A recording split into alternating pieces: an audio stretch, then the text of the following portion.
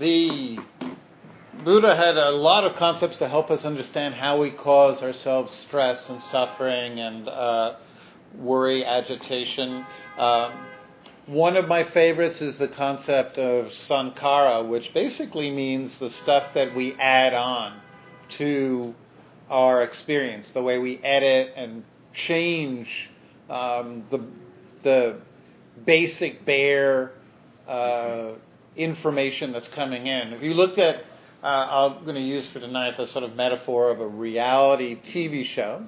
If you think of like those reality shows, they must shoot massive amounts of footage, and but then of course they edit it and they do all this stuff to make it dramatic. Because actually, I'm sure if you watch just the bare footage of just people sort of sitting and complaining and whining at each other and, you know, hanging around in the Jersey Shore or whatever reality shows do, it would be pretty fucking boring, right? So they really, you know, edit it, they add voiceovers, they repeat, they really go into close-ups, really dramatic moments. And although we like to think that we live in reality, in fact, we live in our own little reality programs. We're each the star of our own little reality show. Mine is called My Life. Yours is called Your Life. And we have, well, that's not what you necessarily call yours. You might have a very nice name for your program, more original than My Life. I don't know why I told you what you call your program. That's not fair of me. But we have lots of different episodes. Some episodes is called, Gee, my job sucks. Sometimes our episodes are called, Gee, I suck. Sometimes the episodes are called, Get a load of this asshole I have to work with. Or get a load of this crummy roommate that I have to live with. Some episodes are called, or on the topic matter of, if only. If only I had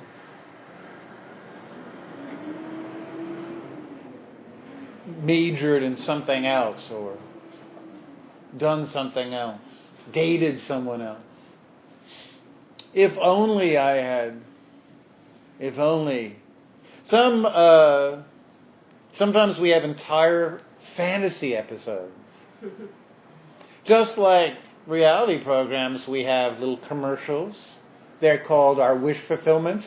Oh, if I get a better apartment, everything will be solved. If I get a different job, everything will be better. You know, just like commercials selling us on like, if you buy this brand of fabric softener, your husband will love you. We have our little commercials in our head. If I only got rid of this roommate, everything would be good. And all suffering would be avoided from here on in.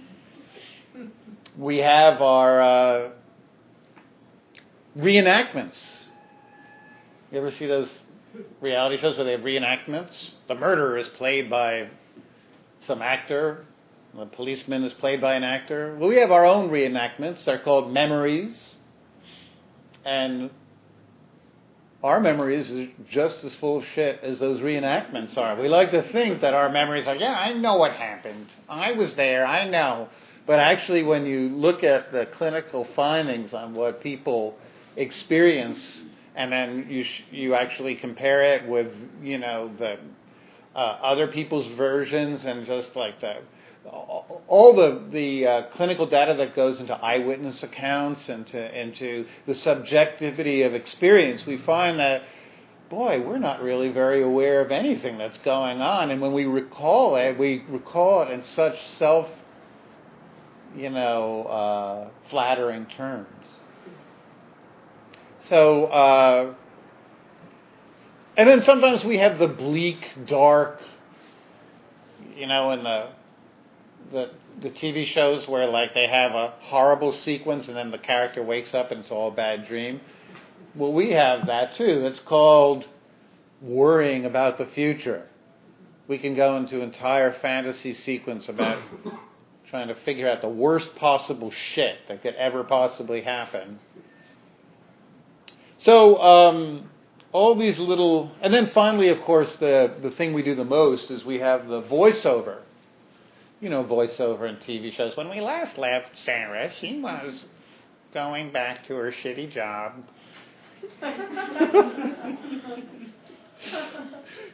She was whatever. So we have the same little voiceovers.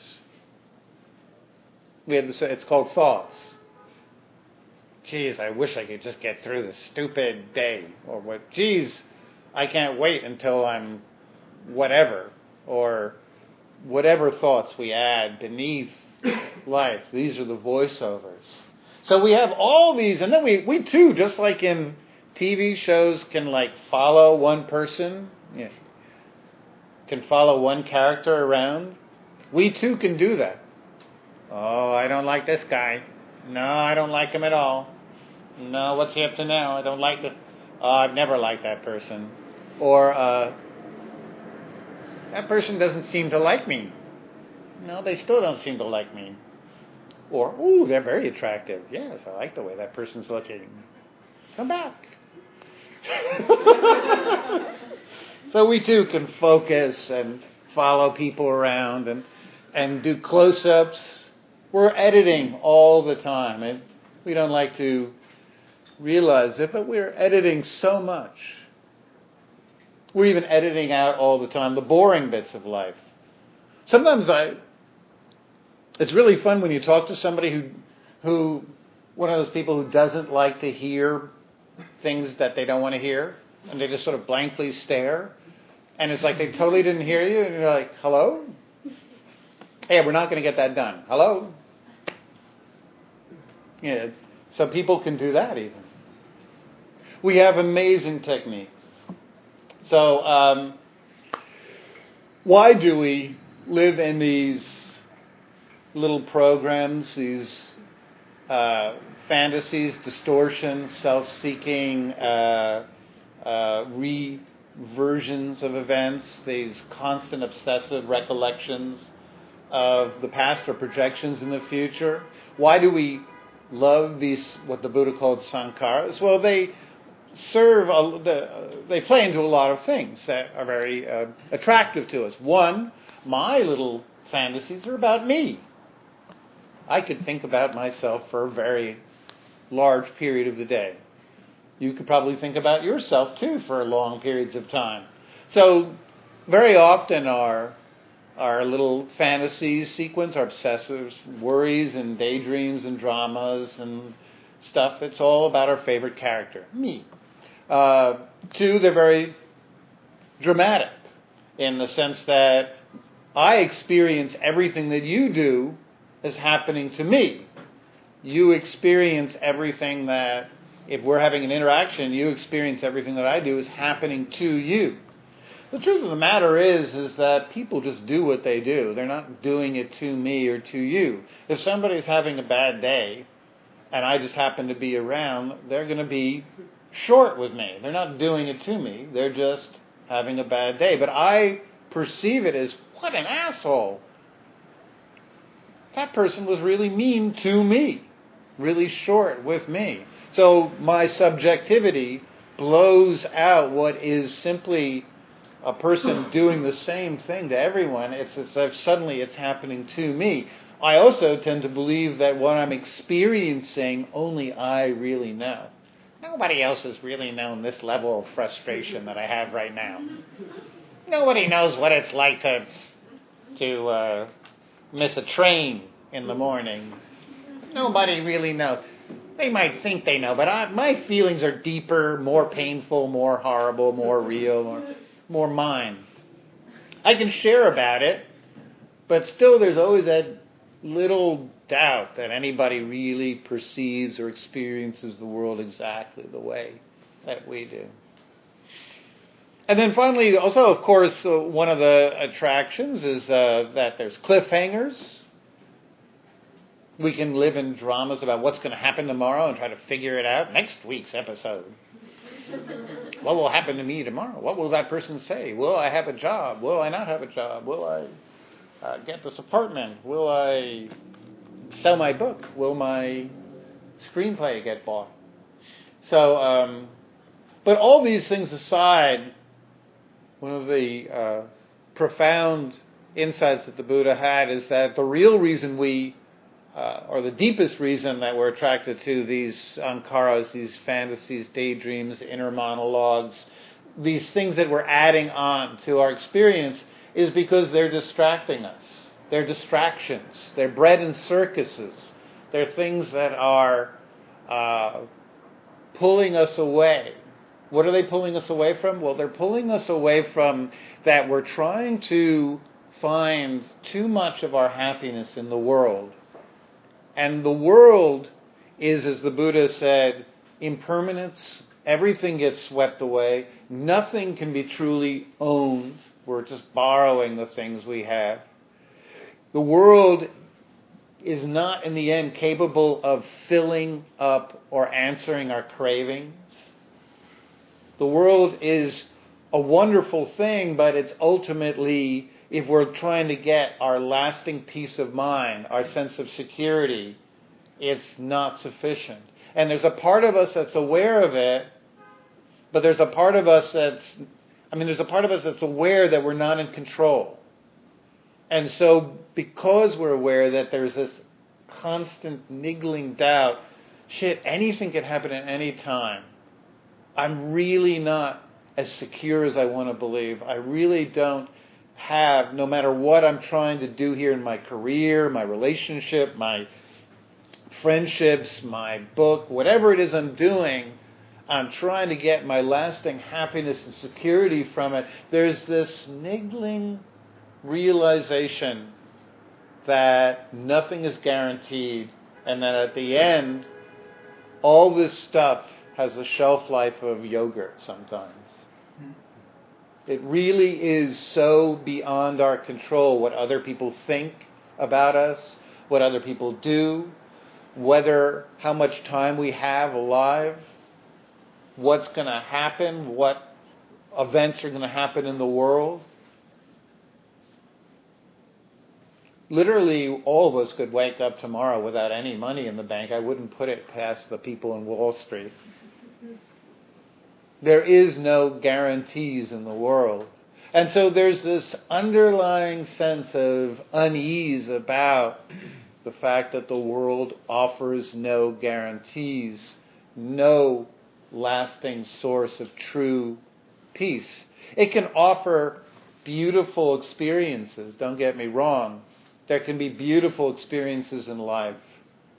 But if we're trying to get the lasting sense of fulfillment, happiness, a sense of self-worth from things or transitory experiences, we will ultimately come up frustrated.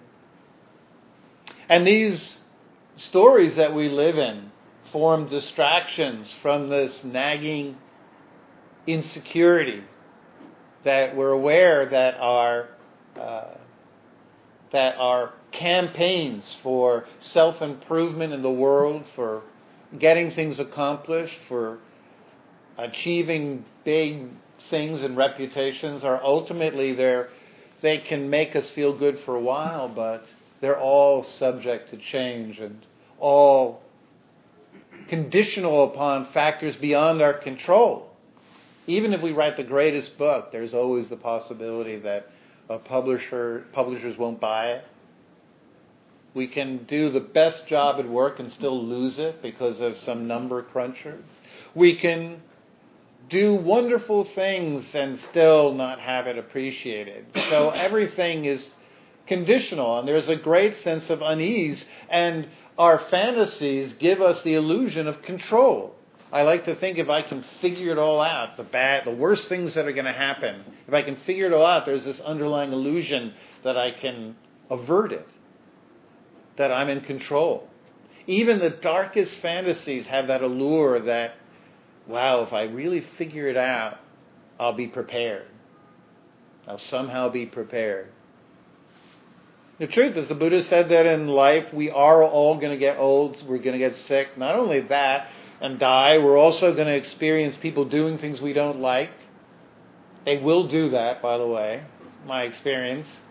We'll be separated from things we love, and we'll wind up with things we don't love, and there'll be all kinds of unavoidable, shitty, shit-hitting the fan things. This is called what the Buddha said, the first arrow. But the good news is that even with these first arrows, we still have a wonderful opportunity for peace, for true happiness. The Buddha said that while the world is outside of our control, we do have control over the things that can make us truly peaceful and happy. The first thing we have to do is we have to wake up. That's what the word Buddha means. It means he who has awoken from the trance of his fantasies, his daydreams, the living in the past or the future. I mean, these things have their purpose, but not as much as we use them. Not as much as we fall into them. And I'll talk to you about the purposes in a second, but going back to this waking up theme, when the Matrix came out about 12 years ago, don't get me wrong, not a very great film by any means. Anything with Keanu Reeves is going to be a slog. Unless you're Keanu, however you pronounce his name. Not the easiest actor for me to be with for 2 hours, but I worked with it. I give him a shot. The thing, though, that all of my Buddhist friends and all my lefty friends, we all really enjoyed the central metaphor, which is we're living in this delusion, this matrix, this computer program, which is diverting us from the fact that we're actually all in these really sort of pod-like conditions where this gigantic sort of corporation is sucking the life force out of us. Now, if you're really into Marxism or progressive politics, you can view the moment when, I guess his name is Neo, takes the red pill and wakes up and sees the truth. You can see that as waking up out of this sort of capitalist delusion, this fixation on commodities. Yes, my Nike sneakers will make everything okay. And then you see, wow, really, I'm like sort of alienated from my life. But we're not a Marxist group, so we can put that aside. We're not a Marxist group. We're just not a... But in a Buddhist framework, there is very much the sense of waking up into the present. Waking up from the trance of fear, of obsessive worry, of fantasies, of all the editing and the repeating and the voiceovers and the stuff that we need to add on to life to give us the sense that we're in control or that we give the illusion that we'll have an edge. And the Buddha said the most peaceful state in life is letting go of all this stuff we're adding on and being with bare attention, being with what's happening in the body, being with what's happening around us without feeling the need to push away, to add all this commentary, to cling on to things that are passing, to create these fantasies or these worries or these plans to try to control everything.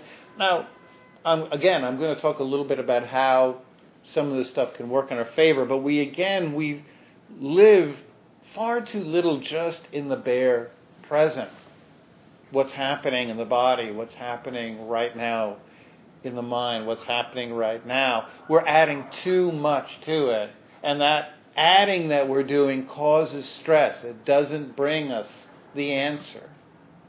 You can't figure out security or happiness. It just can't be done, can't be figured out, can't be worked out. It's something that can be experienced, but not figured out. So we have to take the red pill, folks. In the movie, the blue pill, just you go back into being in the Matrix fantasy, but then that eventually what happens is your entire life just is passed in this video game. There's also that wonderful analogy of the road runner. You like the road runner? I hope you like the road runner. Every kid at one point likes the road runner. I hated the. Was he chasing after the coyote? Fucking hated the coyote. So anyway, I don't know what I'm talking about.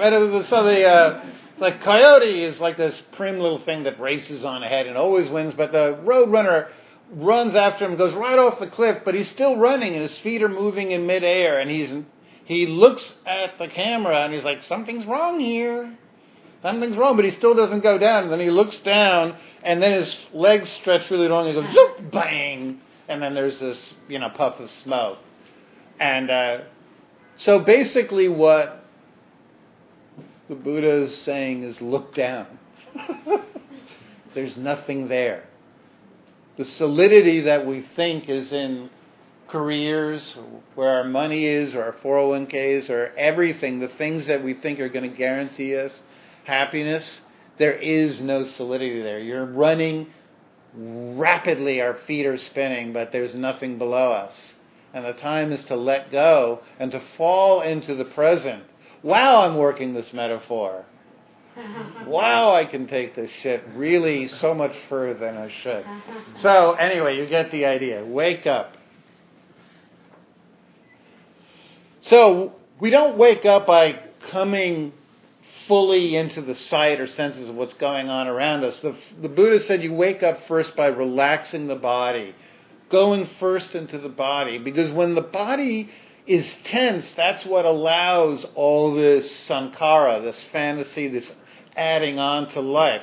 But if we breathe, if we relax the stress areas, that's the way to stop, to undercut the obsessive fantasizing, worries, doubts, concerns, the voiceovers, the endless thinking, is by first relaxing what's giving it its core support.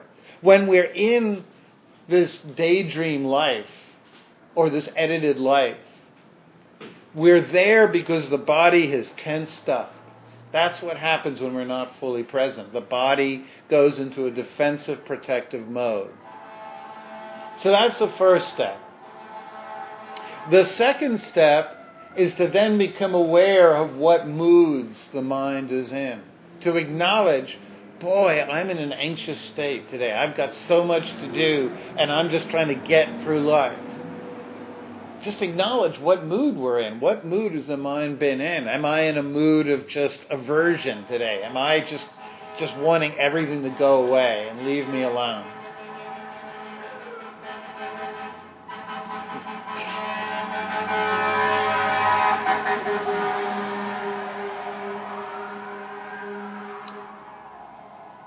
I'm so practiced in speaking in the noisiest sangha in the world. I really like it. Am I really in wanting and craving? Am I in that place that's just wanting to acquire? Sometimes when we're really in a campaign of buying things on the web, it's because there's this underlying stuff of worry or something we're not looking at. The job is not satisfactory, whatever. And so this mood that we're in, this acquiring, buying, shopping, sleeping with different people, whatever it is, it can be driven by something that we're not looking at. And the way we look at it first is by acknowledging what mood we're in, relaxing the body, the breath, and then seeing what's there beneath it. Now, since the mind is such a good storyteller, fantasy weaver, adding on of sankaras, editing, all the things we do, the Buddha, and a lot of the monks that I've studied with, have said as a transitory state, use this ability skillfully. So one way we can use this ability skillfully and to a limited degree is rather than go to the fantasies that give us the illusion of control, like we can figure out the future, or we can rework the past, neither of which you'll ever be able to do. A skillful use of the mind is to replay something that you've done in your recently that you're proud of. Reflect and feel really good on times you were generous, a time that you helped someone, a time that you were you took care of yourself, a time when you were honest but not in a way that meant to hurt someone, but in a way that was addressing something that was difficult that you worked through. These are what the Buddha called Kagasati and Sila Nusati, Kaganusati, Sila Nusati. He also talked about reflecting on times that we've been really peaceful, just bringing to mind times that we've been really peaceful and remembering what it was that brought about the peace.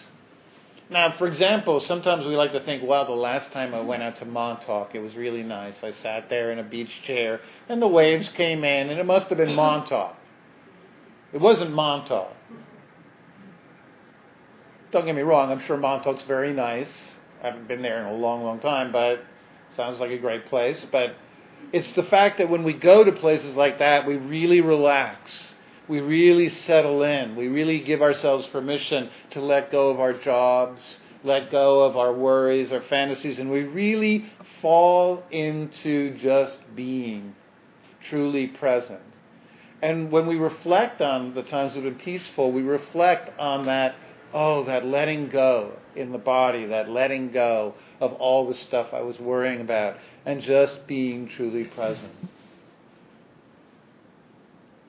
Eventually, as we turn the inner additions, these little voiceovers, these little fantasies, these little memories of things we've done, as we turn from being unskillful to real, concrete, specific things that we've done skillfully, or B, we can also think of things that are really virtuous, reasonable, possible things that we can do that we know will bring about lasting happiness. Rather than saying, if I only get this new job or this better apartment, reflect, I know the thing that makes me feel good really for a long time is when I help someone, when I take care of myself, when I exercise, when I do my yoga. So I want to really set my intention there. And I will just simply set that intention, but I will not cling to it, and I won't live in it and as a repeating fantasy or thing that I go into that will keep me from actually being skillful right now. Eventually, as we turn this capability of adding onto life from things that are just distractions into skillful, intentional building and reflections that are skillful, we'll become less and less attached to it as a way to get through life. Because eventually, as they become more skillful, they become less cliffhangery and less like, what's going to happen next? Am I going to have enough money in the future? What's going to happen next? If only I could figure it out. The thought, wow, I did something really nice for a friend today. In my experience, it feels good, it relaxes me, but I'm really not that. It's not a show I want to watch over and over and over again in my head. It repurposes me. It relaxes the body. It gets me back to a new perspective. So it's a skillful way to deal with stress, but it's not the lasting solution. The real lasting solution is what the Buddha called just relaxing into the body, into what's happening now, not shrinking the mind into these fantasies, but becoming truly spacious, present, aware, and not feeling the need to add all the stuff that we normally do. So that's the basic concept of sankara. I hope that some part of it was interesting. Don't feel, by the way, when you're reflecting on skillful things that you've done, that it's false. Because I'll tell you something. We really like to think about the one little stupid thing that we did in life and blow it way out of proportion. We can really get fixated on something stupid we said and say, oh my God, for hours. But focusing on really feeling good about something small that we did, we tend to give that short trip. So try practicing with that. Thank you for listening. Hope you got something out of it. Now's your time to ask any questions or any topics or share about anything that you'd like. So thank you.